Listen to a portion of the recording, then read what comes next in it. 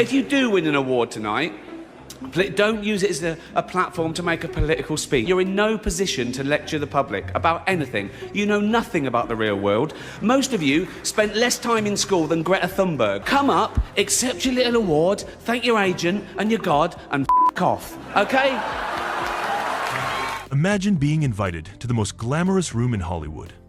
200 of the most powerful, most famous, most wealthy people in the entertainment industry, all dressed in designer gowns and custom tuxedos, sitting at candlelit tables, sipping champagne worth more than most people's monthly rent. And then imagine walking out in front of all of them and telling them to their faces that they're hypocrites, that their award show is a joke, that they work for companies run by criminals, and doing it all with a glass of wine in your hand and a smile on your face. That is what Ricky Gervais did. 5 times, over 10 years. And somehow, they kept inviting him back. Section A. Here's how they started. Reading, Berkshire, England. The 25th of June 1961. Asterisk. Ricky Gervais is born the youngest of 4 children in a working-class family. His father, Jerry, was a laborer, a hod carrier by trade of French-Canadian descent, who had served in World.War.II and settled in England afterward. His mother, Eva, raised the family at home. Not exactly the origin story you'd expect for the man who would one day make Tom Hanks look genuinely uncomfortable on live television. Gervais grew up in Whitley, a suburb of Reading, went to local comprehensive schools, and in 1980 headed to University College London to study biology. He switched to philosophy after 2 weeks, which, honestly, tracks for someone who would spend his career asking uncomfortable questions about power and hypocrisy. In the early 1980s, he made his first attempt at fame. He formed a band called Siona Dancing and became the lead singer. They released a couple of singles. One of them, More to Lose, actually charted in the Philippines. Nowhere else. Just the Philippines. The clips of Siona Dancing have since become infamous. Gervais in eye makeup and flowing hair, looking like every 80s synth-pop band you've never heard of. He knows it. He's been teased about it in interviews for 40 years. He laughs about it every time. The band failed. He stayed in music, managing the early days of the band, swayed, then eventually drifted into radio. In 1996, he joined the newly launched XFM in London, initially as head of speech. He gave himself his own show on air. Then, XFM got bought out by Capital Radio in 1998, and his position was made redundant. He was 37 years old, he had no major career, he had failed at music, he'd been made redundant from radio. And then he met Stephen Merchant. Merchant had applied for an assistant job at XFM. Gervais hired him literally the first CV he read, and that partnership changed everything. Together, they started developing a comedy idea, a mockumentary set in a mundane British paper company, a character study of a deeply deluded, painfully awkward boss who thinks he's a comedian and a philosopher and a legend and is none of those things. They called it The Office.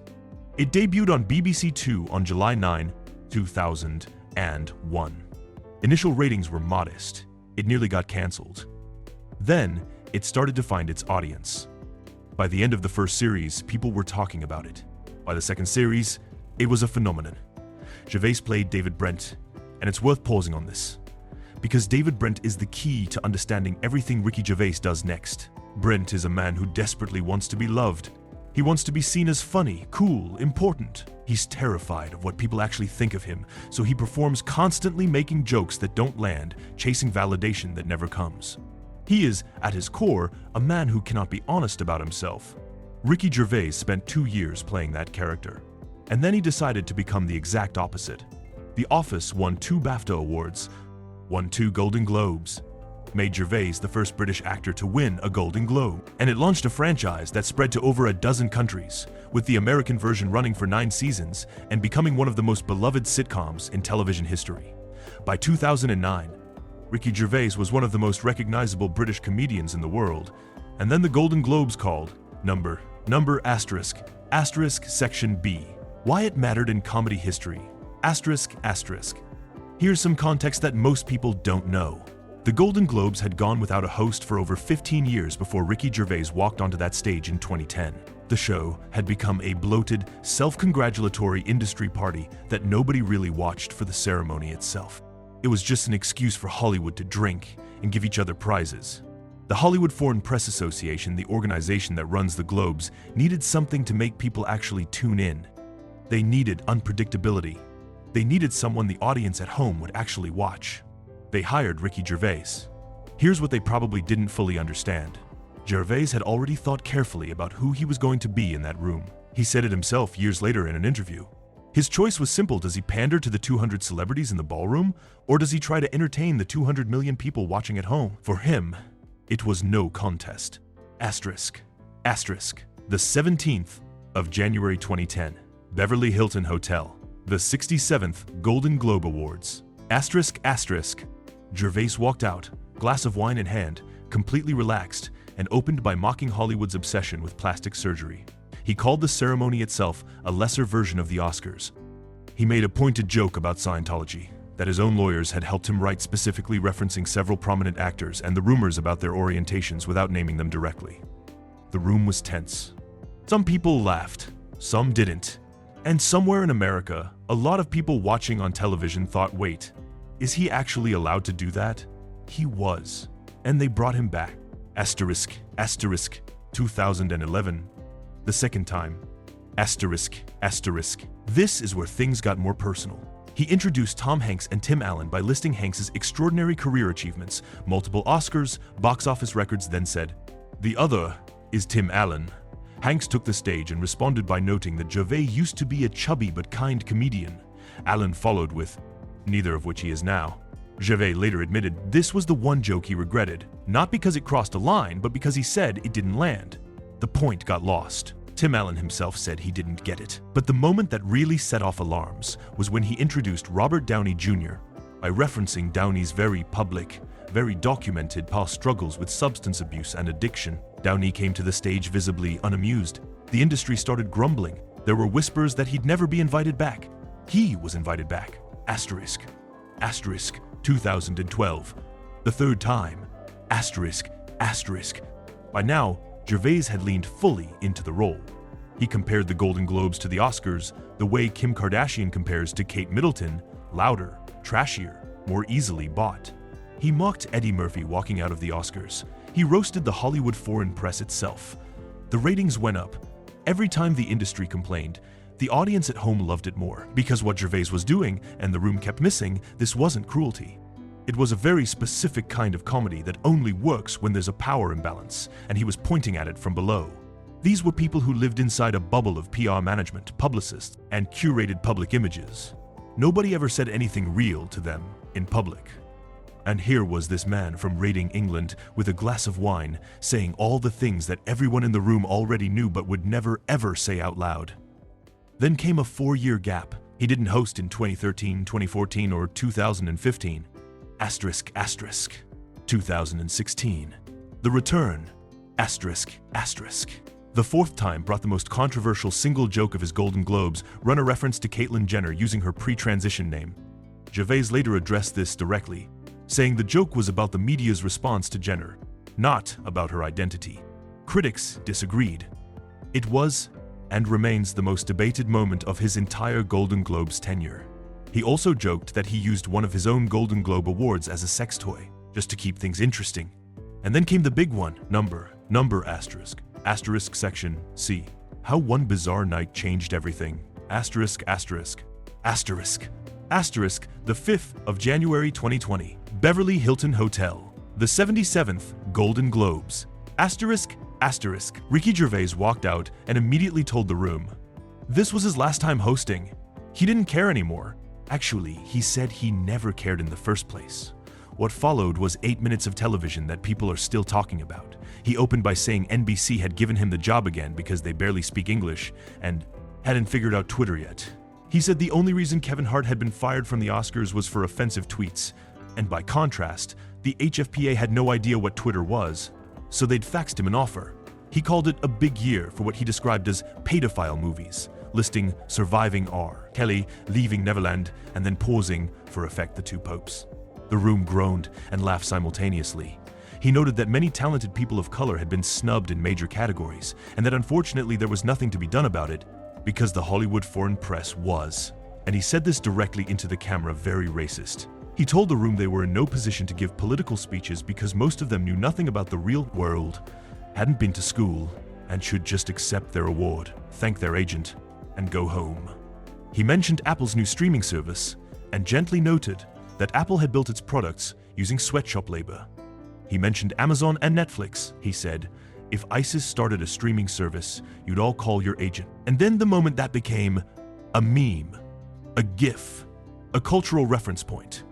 He looked directly at the room and told them that many of the companies they worked for were run by people who had done absolutely horrible things. That some of the people in that very room had done horrible things. That they all sat silently and did nothing. The cameras cut to Tom Hanks, eyes wide, mouth tight, looking to his left, looking deeply, profoundly uncomfortable. That image, Tom Hanks's face, during that monologue, became one of the most circulated reaction images of 2020. Now here's what the discourse around that moment almost always gets wrong. Gervais didn't lose control. He wasn't drunk. He wasn't nervous. He wasn't trying to be provocative for its own sake. He was completely, absolutely calm. That's the thing that made it so effective and so unsettling for the people in that room. Reckless provocateurs you can dismiss. But someone who looks completely relaxed while saying those things? Who smiles while doing it? Who clearly prepared every word, thought through every implication and decided to say it anyway? That's a different animal entirely. The reaction online was enormous. Half the internet thought it was one of the bravest things they'd ever seen on live television. The other half thought it was self-serving, mean, and punching for applause from an audience that wasn't in the room. And actually, that second criticism is interesting because it was raised by someone unexpected. Asterisk, asterisk, Bill Burr, asterisk, asterisk. On Joe Rogan's podcast, went after the Gervais Golden Globes appearances directly. He acknowledged the jokes were funny, but pushed back on the idea that it takes courage. His point was, you have a staff of writers, you're at a podium, they're sitting at dinner tables with acceptance speeches. It's not exactly an even fight, it's a fair point, and it's worth sitting with. Because Gervais has always positioned himself as the outsider, the honest voice, the one who says what others won't. But he's also a multi-millionaire, multiple award winner, who chose to host a celebrity awards show in a tuxedo for money. Does that contradiction undercut the point, or does it not matter? Because the things he was saying were true regardless of who was saying them. That debate, the meta-debate about Gervais himself, is actually one of the most interesting things his Golden Globes run produced. What's not debatable is what happened next. The 2020 monologue picked the most viewed, most discussed Golden Globes opening in the ceremony's history. It was watched hundreds of millions of times online in the weeks that followed. He won asterisk asterisk Golden Globe himself. In 2024 asterisk asterisk for best performance in stand-up comedy on television, for his Netflix special times Armageddon. Asterisk he accepted it with characteristic brevity and zero sentimentality. And in January 2025, when he was not hosting the Golden Globes, Nikki Glazer, was he posted on social media what he would have said if he'd been there. He listed a series of jokes aimed at current scandals, things he couldn't have said on live television without massive consequences.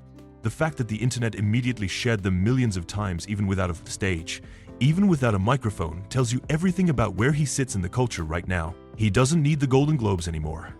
He never really did. So what is the actual Ricky Gervais story about? Because it's tempting to make it simple. He speaks truth to power. He says what everyone's thinking. He's a brave voice in a room of cowards. But the more interesting version is messier than that. Gervais is a man who failed spectacularly, repeatedly before he succeeded. The band nobody heard of, the redundancy at 37, the TV show that almost got cancelled in its first series.